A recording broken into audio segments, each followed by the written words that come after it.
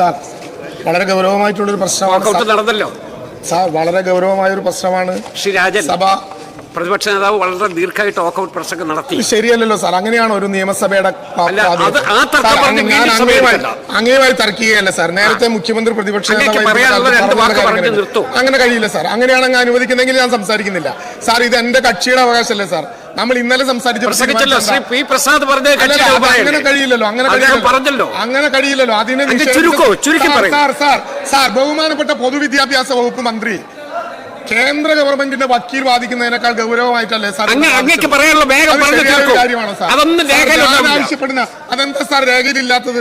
ഞാൻ ആവശ്യപ്പെടുകയാണ്, ഞാൻ ഈ സഭ മുമ്പാകെ പറയുകയാണ്, കേന്ദ്ര ഗവൺമെന്റിന്റെ വക്കീൽ വാദിക്കുന്നതിനേക്കാൾ അപകടകരമായ വാദമാണ് സാർ ഇന്ന് കേരളത്തിന്റെ പൊതുവിദ്യാഭ്യാസ വകുപ്പ് മന്ത്രി ഇവിടെ വാദിച്ചത്.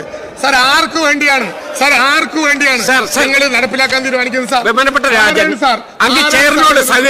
ആരാണ് സാർ ഇങ്ങനെ ഒരു അങ്ങയോടാണ് പറയുന്നത് ഒപ്പിട്ട കഴിഞ്ഞ ഗവൺമെന്റിന്റെ നടപടി ശരിയല്ലാത്തത് കൊണ്ടാണല്ലോ സാർ 12/11/2025 അത് മരവിപ്പിക്കണമെന്ന് ആവശ്യപ്പെട്ടത്. മെയ് 8 കേന്ദ്ര ഗവൺമെന്റ് എന്താ കേരളത്തിൽ അയച്ച കത്ത്? അങ്ങനെ വായിക്കണം. അതൊരു റിക്വസ്റ്റ് ലെറ്ററാണ്.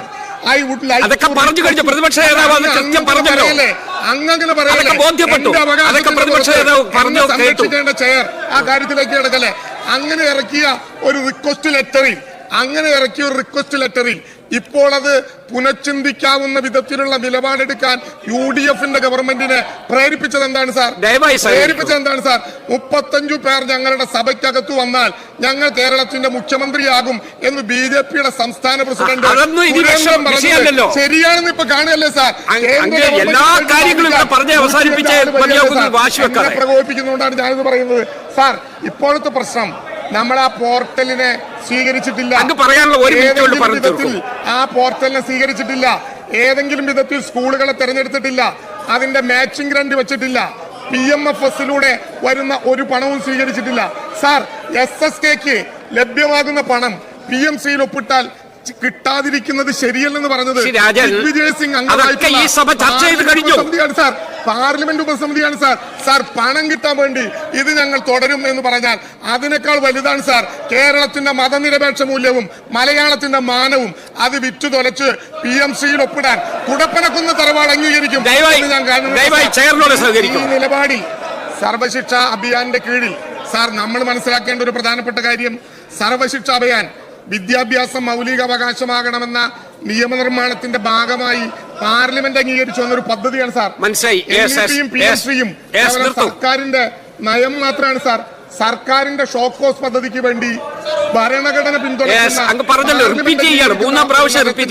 ഭാഗമാകരുത് എന്നുള്ളത് കൊണ്ട് തന്നെയാണ് PMCയിൽ PMC കഴിഞ്ഞ 8 മാസക്കാലമായി നടപ്പിലാക്കപ്പെടാത്തിരുന്നത് കൊണ്ട് MOയിൽ ഒപ്പിട്ട് അത് നടപ്പിലാക്കണമെന്ന് കേരള ഗവൺമെന്റിനോട് ആവശ്യപ്പെട്ടിട്ടുണ്ടോ? ഒരു റിക്വസ്റ്റ് അല്ലാതെ ഏതെങ്കിലും വിധത്തിലുള്ള നിർബന്ധം അവതരിപ്പിച്ചിട്ടുണ്ടോ സാർ? ഒരു നിർബന്ധവും ഇപ്പോൾ ഈ കേന്ദ്ര ഗവൺമെന്റിന് മുമ്പിലില്ല.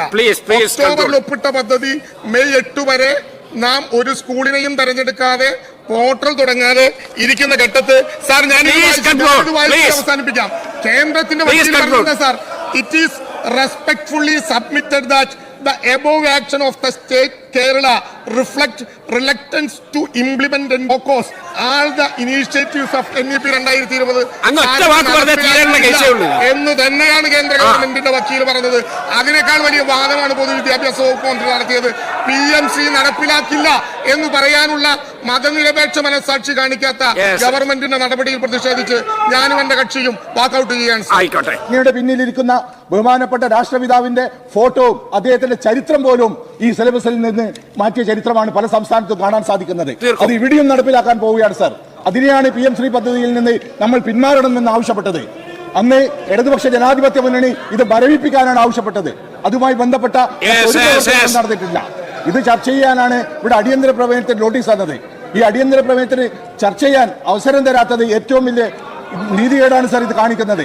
പ്രത്യേകിച്ച് ഈ സംസ്ഥാനത്തെ സംബന്ധിച്ചിടത്തോളം ജനാധിപത്യ മതേതരത്വം ഉയർത്തിപ്പിടിച്ച സംസ്ഥാനമാണ്.